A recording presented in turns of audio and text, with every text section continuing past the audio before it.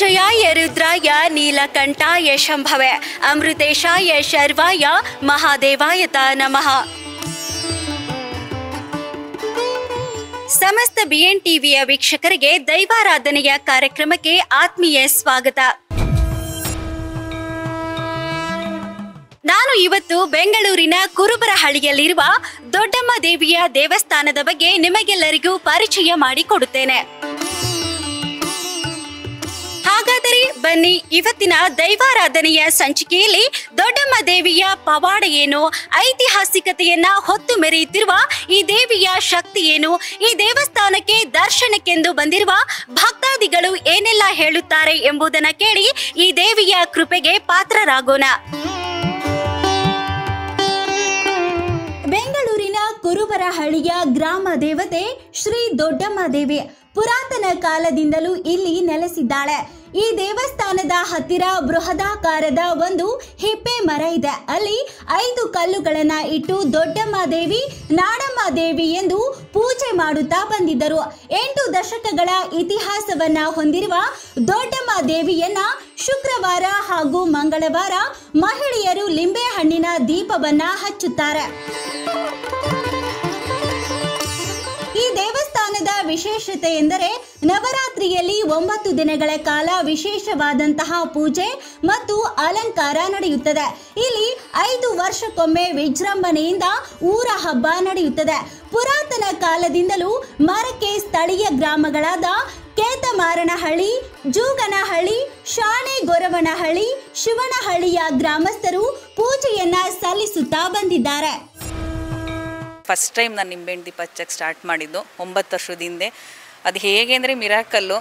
ನಮ್ಮಿಬ್ಬರದು ಗಂಡ ಹೆಂಡ್ತಿದೆ. ಹೇಗೆ ಅಂದರೆ ಇನ್ನೇನಿಲ್ಲ, ಡಿವೋರ್ಸ್ ಆಗ್ತಿದೆ, ನಮ್ದು ಡಿವೋರ್ಸ್ ಹೋಗಬೇಕು ಆ ಥರ ಸಮಸ್ಯೆ ಇತ್ತು. ಹಾಗಾಗಿ ಅಮ್ಮನ ಹತ್ರ ಬಂದು ಫಸ್ಟ್ ಡೇ ನಾನು ತುಂಬ ಹತ್ತು ಕಣ್ಣೀರು ಹಾಕಿ, ಇಲ್ಲಮ್ಮ ನಿನ್ನ ಪಾದಕ್ಕೆ ಬಂದು ಬಿದ್ದಿದ್ದೀನಿ, ನಾನು ಉಳಿಸ್ತೀಯೋ ಬಿಡ್ತೀಯೋ ಗೊತ್ತಿಲ್ಲ, ನನ್ನ ಸಂಸಾರ ನಿಮ್ಮ ಕೈಲಿದೆ, ನನಗೆ ಆಗಲೇಬೇಕು, ನಾವು ಚೆನ್ನಾಗಿರಬೇಕು, ನಾವು ಗಂಡ ಹೆಂಡ್ತಿ, ಯಾರು ಮೂರನೇವ್ರು ಬಂದು ನಮ್ಮ ಸಂಬಂಧಕ್ಕೆ ಈ ಥರ ಏನೇನೋ ತೊಂದರೆ ಕೊಟ್ಟಿದ್ದಾರೆ, ಅದರಿಂದ ದೂರ ಆಗಬೇಕು ಅದೆಲ್ಲ ಅಂತ ಕೇಳ್ಕೊಂಡೆ. ಫಸ್ಟ್ ವೀಕ್ ಹಚ್ಚಿ ಹೋಗಿ ಮನೆಗೆ ಹೋದ್ಮೇಲೆ ಒಂದು ಮಿರಾಕಲ್ ಹೇಗೆ ಅಂದರೆ, ನಾವು ತುಂಬ ಒಂದು 3 ಮಂತಿಂದ ಮಾತಾಡ್ತಾ ಇರಲಿಲ್ಲ ಫ್ಯಾಮಿಲಿಲಿ ಗಂಡ ಹೆಂಡ್ತಿ. ಇದಕ್ಕಿದ್ದಂಗೆ ಏನೋ ಒಂದು ಇನ್ಸ್ಟೆಂಟ್ ಹಂಗೆ ಮಾತಾಡ್ಸೋ ರೀತಿ ಸ್ಟಾರ್ಟ್ ಆಯಿತು. ಹಾಗೆ 9 ವಾರ ಹಚ್ಚೋಷ್ಟೊಳಗೆ ಮಿರಾಕಲ್ ಏನಂದರೆ ಅಂದರೆ ಸುಮ್ಮನೆ ಸುದ್ದಿ ಸುಳ್ಳಿಗೋಸ್ಕರ ಹೇಳ್ತಾವ್ರೆ ಅಂತ ತಪ್ಪು ತಿಳ್ಕೊಬೇಡಿ. ನನ್ನ ಲೈಫಲ್ಲಿ ಮಿರಾಕಲ್ 9 ವರ್ಷದಿಂದ ನಡೀತಾ ಇರೋದು. ನಾನು ಏನೇ ಬೇಕು ಅಂದರೂ ನನಗೊಂದು ಸಮಸ್ಯೆ ಆಗಲಿ, ಆರೋಗ್ಯ ಸಮಸ್ಯೆ, ಗಂಡ ಹೆಂಡತಿ ಸಮಸ್ಯೆ ಆಗಿರ್ಬೋದು, ಮಕ್ಳದ್ದು ವಿದ್ಯೆ ಸಮಸ್ಯೆ ಆಗಿರ್ಬೋದು, ಅಥವಾ ನನ್ನ ಆರೋಗ್ಯ ಸಮಸ್ಯೆ ಆಗಿರ್ಬೋದು, ಕೇಳ್ಕೊಂಡಿದ್ದೆಲ್ಲ ನೆರವೇರಿದೆ. ತುಂಬ ಮಿರಾಕಲ್ ನನ್ನ ಲೈಫಲ್ಲಿ 9 ವರ್ಷದಿಂದವ ನನ್ನ ತಾಯಿಗಿಂತ ಹೆಚ್ಚಾಗಿ ನಾನು ಹಾರೈಕೆ ಮಾಡಿ ಆಶೀರ್ವಾದ ಮಾಡಿ ನನ್ನ ಕುಟುಂಬಕ್ಕೆ ರಕ್ಷಣೆಯಾಗಿ ಇವತ್ತು ಸಹ ನಿಂತಿದ್ದಾರೆ. ದೊಡ್ಡಮ್ಮ ದೇವಿ ದೇವಸ್ಥಾನಕ್ಕೆ ನಾವು ಈಗ ಸ್ವಲ್ಪ ದಿವಸದಿಂದ ಬರ್ತಾ ಇದ್ದೀವಿ. ಈ ಸರಿ ದಸರಾಯಿಂದ ಹಚ್ಚಕ್ಕೆ ಶುರು ಮಾಡಿದ್ದೀವಿ. ಹೇಳಿದ್ರು ಯಾರೋ ಒಳ್ಳೇದಾಗುತ್ತೆ ತುಂಬ ಅಂತ, ಇಲ್ಲಿ ಬಂದು ಅವ್ರಿಗೆಲ್ಲ ಆಗಿದೆಯಂತೆ ಒಳ್ಳೆಯದು. ಹಾಗಾಗಿ ನಮಗೂ ನಮ್ಮ ಮನೇಲಿ ಒಂದಷ್ಟು ಪ್ರಾಬ್ಲಮ್ಸ್ ಇದೆ, ಅದೆಲ್ಲ ಸಾಲ್ವ್ ಆಗಲಿ ಅಂತ ಬಂದು ಹಚ್ತಾ ಇದ್ದೀವಿ. ಈಗ ಒಂದು 2ನೇ ವಾರ ಇದಿನ್ನು. ಹಾಗಾಗಿ ನಮಗೂ ನಂಬಿಕೆ ಬಂದಿದ್ದೀವಿ. ನಾವು ಇಲ್ಲಿಗೆ ಬಂದು 40 ವರ್ಷ ಆಯಿತು. 40 ವರ್ಷ ಗ್ರಾಮ ದೇವತೆ ಪೂಜೆ ಮಾಡ್ತಾ ಅವಾಗಿಂದ ಅಂದ್ಕೊಂಡಿದ್ದೆಲ್ಲ ಆಗ್ತಾಯಿದೆ. ಇಲ್ಲ ಅರ್ಕೆಯಲ್ಲಿ ಏನು ಅಂದ್ಕೊಂಡ್ರೆ ಮನಸ್ಸಲ್ಲಿ ನಾವೇನು ಅನ್ಕೋತೀವಿ, ನಾವು ಕರೆಕ್ಟಾಗಿದ್ದಾಗ ಅದು ದೇವ್ರು ನೆರವೇರಿಸ್ತಾನೆ, ಅಮ್ಮ ನೆರವೇರಿಸ್ತಾಳೆ. ನಾನು 10 ವರ್ಷದಿಂದ ಬರ್ತಾ ಇದ್ದೀನಿ. ಬಟ್ ನಾನು ಒಂದು ಸ್ವಲ್ಪ ಪ್ರಾಬ್ಲಮಲ್ಲಿ ಇದ್ದೆ. ಈಗ ಚೆನ್ನಾಗಿದ್ದೀವಿ, ಸೈಟ್ ತೊಗೊಂಡಿದ್ದೀನಿ, ಮನೆ ತೊಗೊಂಡಿದ್ದೀನಿ. ಬಟ್ ನನ್ನ ಫ್ಯಾಮಿಲಿಯಲ್ಲಿ ಎಲ್ಲರೂ ಚೆನ್ನಾಗಿದ್ದಾರೆ. ಚಿಕ್ಕ ಮಗಳಿಗೆ ತುಂಬ ಅಂದರೆ ತುಂಬ ಆರೋಗ್ಯ ಸಮಸ್ಯೆ ಆಗಿತ್ತು. ಅವಳಿಗೆ ವಿಟಮಿನ್ ಕಡಿಮೆ ಆಗಿ ಇನ್ನೇನು ಬ್ಲಡ್ ಎಲ್ಲ ತುಂಬ ಲಾಸ್ ಆಗಿ ಆಗೋದೇ ಇಲ್ಲ ಅಂತ ನಾನು KC ಜನರಲ್ ಫಸ್ಟ್ ತೋರಿಸ್ದೆ, ಅಲ್ಲಾಗಲಿಲ್ಲ ಅಂತ ಮಣಿಪಾಲ್ ಲಾಸ್ಟ್ ಸ್ಟೇಜು ಮಣಿಪಾಲ್ ಕರ್ಕೊಂಡು ಹೋದ್ವಿ. ಇಲ್ಲ ಮೇಡಮ್ ಆಗೋದೇ ಇಲ್ಲ, ಅದೇನು ಅನ್ನೋದು ಗೊತ್ತಿಲ್ಲ, ನಿಮ್ಮ ಮಗುನ ಬದುಕ್ಸೋಕೆ ಆಗೋದಿಲ್ಲ, ಆ ಥರ ಕ್ರಿಟಿಕಲ್ ಕಂಡೀಷನ್ ಇದೆ ಅಂತ ಹೇಳಿದೆ.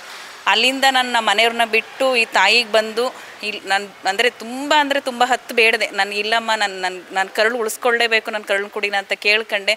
ಅದಾಗಿ ಒಂದು 6 ಡೇಸ್ ಒಳಗೆ ಮಿರಾಕಲ್ಲು ನನ್ನ ಮಗಳು ಇವತ್ತು ತುಂಬ ಚೆನ್ನಾಗಿದ್ದಾಳೆ, ತುಂಬ ಆರೋಗ್ಯವಾಗಿದ್ದಾಳೆ. ಅಂದರೆ ಎಷ್ಟು ಆ್ಯಕ್ಟಿವ್ ಆಗಿದ್ದಾಳೆ ಅಂದರೆ ಅಷ್ಟು ಚೆನ್ನಾಗಿದ್ದಾಳೆ. ಈಗ ಅದೊಂದು ಕಾಯಿಲೆ ಇದೆ, ಅವಳಿಗೆ ಈ ಥರ ಹೆಲ್ತ್ ಸಮಸ್ಯೆ ಆಗಿತ್ತು ಅನ್ನೋದೇ ಇಲ್ಲ, ಆ ಥರ ತುಂಬ ಚೆನ್ನಾಗಿದ್ದಾಳೆ. ದೇವಿಲಿ ಅಪಾರ ಶಕ್ತಿ ಇದೆ.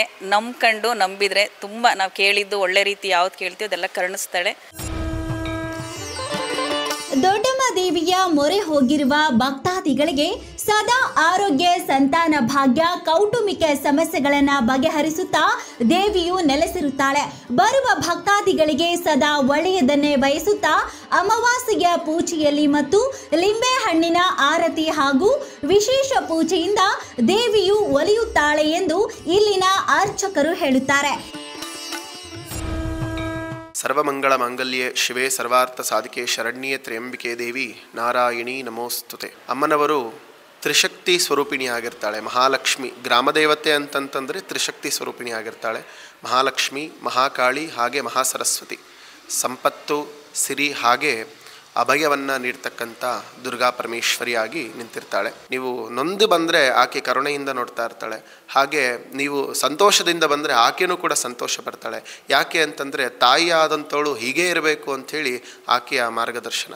ಯಾವುದೇ ರೀತಿಯಾದಂತಹ ಕಷ್ಟ ಕಾರ್ಪಣ್ಯಗಳಿರಲಿ ಕೂಡ ದೇವಿ ಇಲ್ಲಿ ಎಲ್ಲ ಬಂದಿರತಕ್ಕಂಥ ಎಲ್ಲ ಭಕ್ತಾದಿಗಳಿಗೂ ಕೂಡ ಅಭಯವನ್ನು ನೀಡ್ತಾ ಎಲ್ಲರನ್ನ ರಕ್ಷಣೆ ಮಾಡ್ತಾ ಗ್ರಾಮದೇವತೆಯಾಗಿ ನೆಲೆಸಿರ್ತಾಳೆ.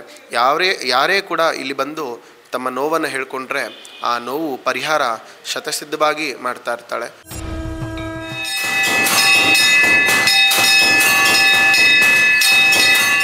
ಶ್ರೀ ದೊಡ್ಡಮ್ಮ ದೇವಿ ಎಂದರೆ ಅದೊಂದು ದೊಡ್ಡ ಶಕ್ತಿ. ಲಕ್ಷಾಂತರ ಭಕ್ತಾದಿಗಳು ಈ ದೇವಿಗೆ ಹರಕೆಯನ್ನ ಹೊರುತ್ತಾರೆ. ಹರಕೆ ಹೊತ್ತ ಭಕ್ತರನ್ನ ಈ ದೇವಿ ಕೈ ಬಿಡುವುದಿಲ್ಲ. ಶಕ್ತಿ ಸ್ವರೂಪಿಣಿಯಾದ ಈ ದೇವಿ ಬರುವ ಭಕ್ತರಿಗೆ ಆಶೀರ್ವದಿಸುತ್ತಾ ಲೋಕ ಪ್ರಸಿದ್ಧಿಯಾಗಿದ್ದಾಳೆ. ಪ್ರತಿದಿನವೂ ಸಾವಿರಾರು ಭಕ್ತರು ಈ ಸನ್ನಿಧಿಗೆ ಭೇಟಿಯನ್ನ ನೀಡಿ ಪೂಜೆಯನ್ನ ಸಲ್ಲಿಸುತ್ತಾರೆ. ಈ ದೊಡ್ಡಮ್ಮ ತಾಯಿಯ ಶಕ್ತಿ ಅಪಾರವಾಗಿದೆ. ಈ ಪವಾಡ ದೇವಿಯ ದರ್ಶನವನ್ನ ಮಾಡಲು ಬಂದಿರುವ ಭಕ್ತಾದಿಗಳು ದೇವಿಯ ಬಗ್ಗೆ ಏನು ಹೇಳುತ್ತಾರೆ ಎಂಬುದನ್ನ ಕೇಳೋಣ ಬನ್ನಿ.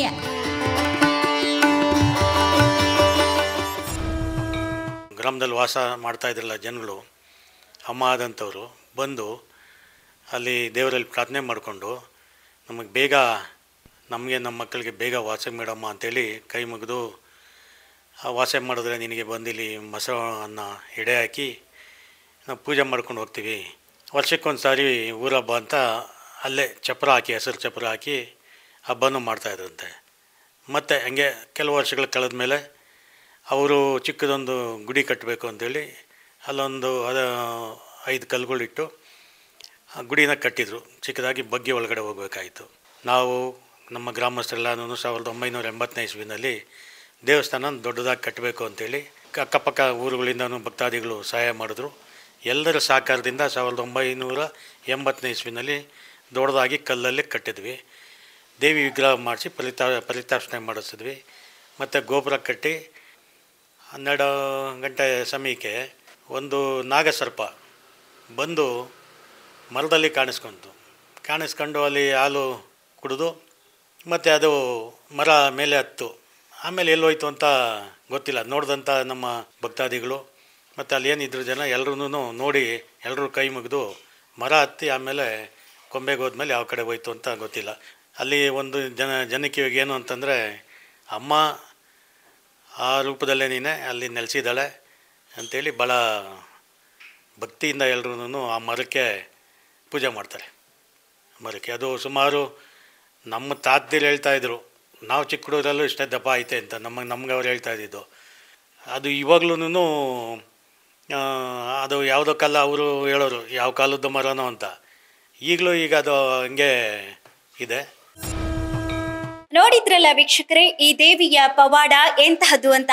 ನೀವು ಕೂಡ ಈ ಸನ್ನಿಧಾನಕ್ಕೆ ಬಂದು ಈ ದೇವಿಯ ಕೃಪೆಗೆ ಪಾತ್ರರಾಗಿ ಎಂದು ಹೇಳುತ್ತಾ ಇವತ್ತಿನ ದೈವಾರಾಧನೆಯ ಕಾರ್ಯಕ್ರಮವನ್ನ ಮುಕ್ತಾಯ ಮಾಡುತ್ತಿದ್ದೇನೆ. ಮತ್ತೆ ಮುಂದಿನ ಸಂಚಿಕೆಯಲ್ಲಿ ಮತ್ತೊಂದು ದೇವಾಲಯದ ವಿಶೇಷತೆಯೊಂದಿಗೆ ನಾನು ನಿಮ್ಮ ಮುಂದೆ ಬರುತ್ತೇನೆ. ಅಲ್ಲಿಯವರೆಗೂ ಸುದ್ದಿ, ಸಮಾಚಾರ, ಮನರಂಜನೆಗಳಿಗಾಗಿ ನೋಡ್ತಾ ಇರಿ BN TV. ಇದು ನಿಮ್ಮ ಧ್ವನಿ.